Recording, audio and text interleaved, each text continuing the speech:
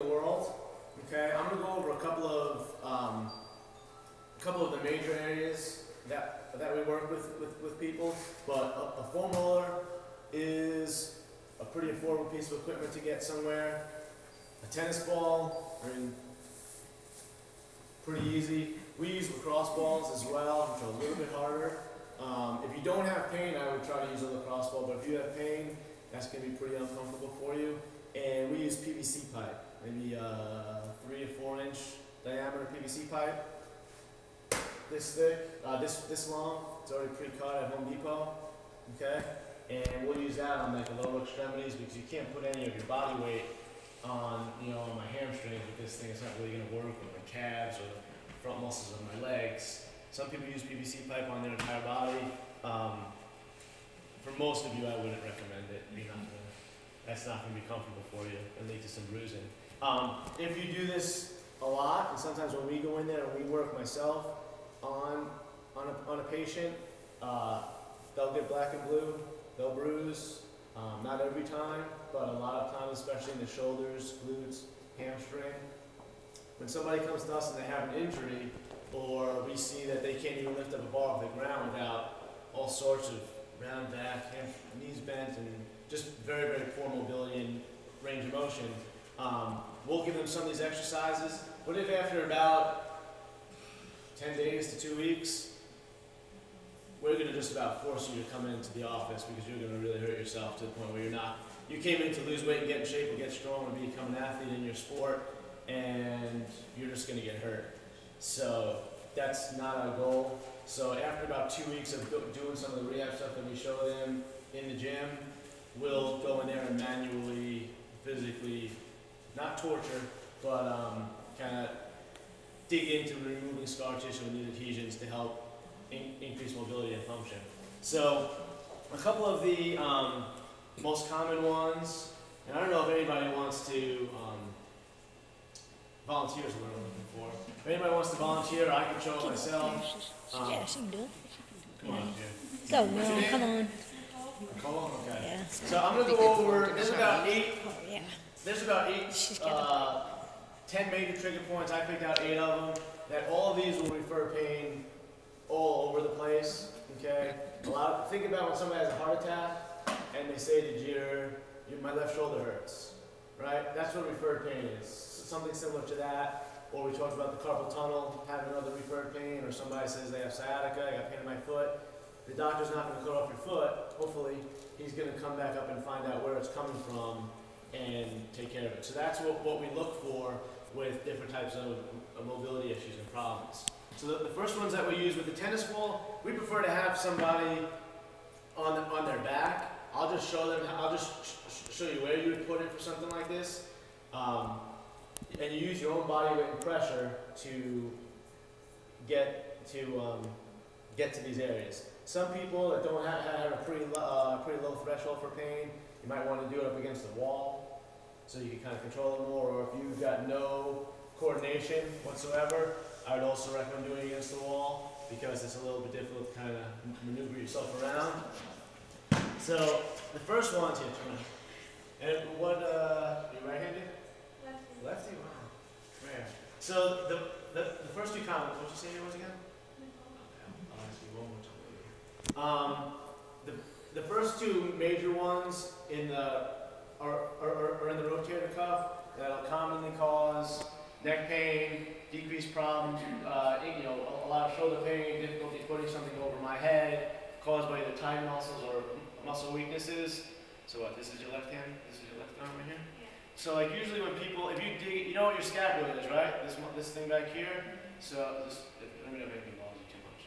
It's like right in here, like underneath your scapula. Imagine this is the part facing you, the part that's facing this way. I want to try to dig that tennis ball right inside. When you lift up your arm and armpit, I've got like this front part, which is where my pecs are, and then this back part, it's like lats, rotator cuff, delts, all that other stuff in there, right? We want to kind of get that ball right in. Imagine if I was going to try to touch that part of my scapula that's facing you guys right now is where I want to get that ball in. Pretty miserable, pretty uncomfortable, right? You can either go against the wall or we'll lay down, either on the wall or on the floor, and you just want to kind of cram it right in there. I don't know if anything bothers you. Right in there. Sometimes when you find an area that's radiating pain, a lot of times it might cause headaches or pain to the ear, pain to the top of the head. That's what we'll call active trigger points. So you want to stay there. That's probably one that's going to be causing a lot of that pain that you're having right now. Stay there, take some deep breaths, hang out there for a little bit. You should start to feel that pain maybe come from your eye or wherever it is and start to track back down to that tennis ball. Might take a minute, might take a minute and a half. Anything more than that, I would move and go on to the next one. But those are the ones that you definitely want to stay on, okay? The other one for the shoulder, again, we've got the scapula here. It's going to be hard for you to feel if you're not used to feeling these things, but right on like the top border of the scapula, right in here, okay? You've got I won't get into too much anatomy, but right up top in here, okay, you've got your upper trap, what people see in here. Right below that, you lean on this, put up against the wall, you're laying on your back, all in here. And I wouldn't try to roll on it, that's going to get pretty difficult for you. Just find a spot, sit on it, 20, 30 seconds. Again, if it's radiating pain, sit on that even longer. And then, for most of the other rotator cuff muscles, if you just outline your scapula, the medial border in here, up through here, up top in here, are all good places. Even if you go right on top of it, you'll probably find a lot of tender areas in there. But the two most common ones, especially for a tennis player that's doing this for hours on end, up top in here, and right up in here, like the lats and rotator cuffs and all that stuff comes in there. Very, very tender, okay? Doing great. Thanks, Mom. We talked about, another one that goes, that we usually work with a lot, especially with people that have knee pain. Pretty much any trigger point from the waist down can cause something that's going to mimic some type of knee pain, okay? If you reach along the outside of your calves, in here, in this area, okay, is that uncomfortable? Not too bad? Okay.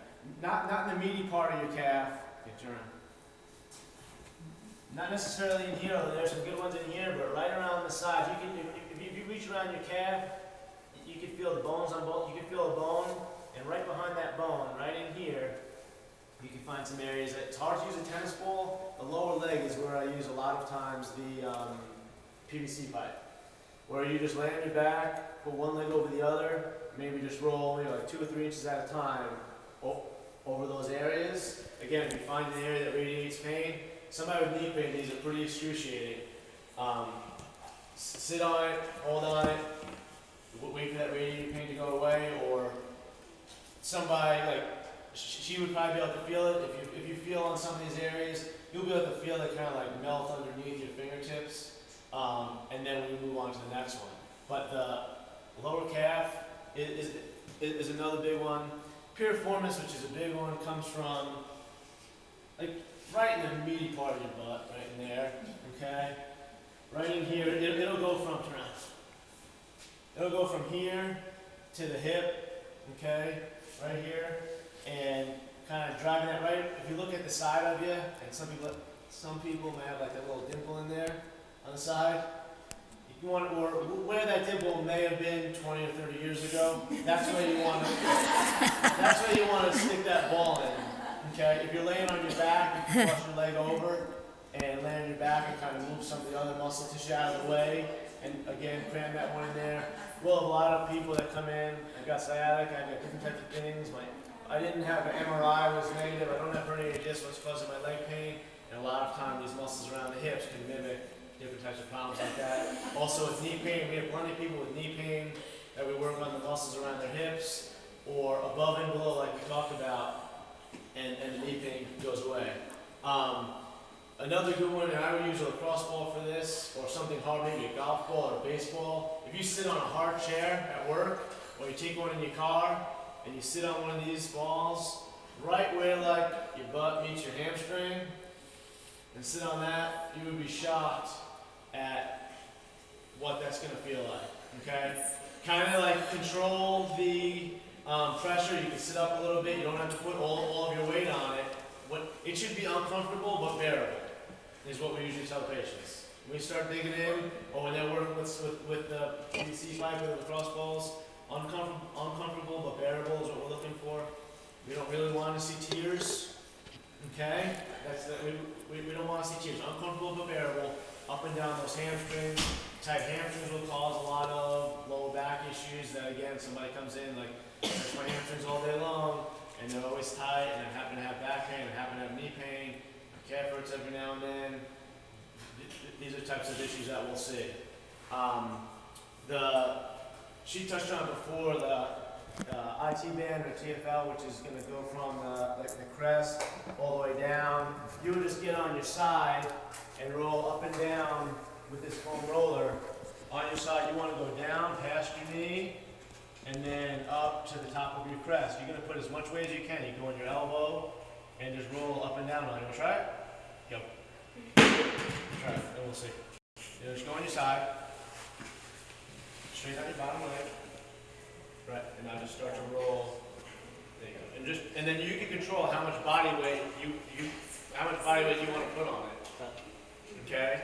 And then usually when we use the foam roller, we'll tell them to go up and back maybe 10 or 15 times. Even if it's not painful, we'll still have people go up and down this maybe 2 or 3 times a week. If it's painful, they'll do it more.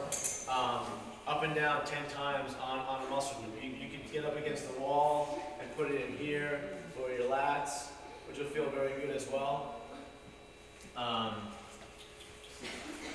We only got 2 left. All right.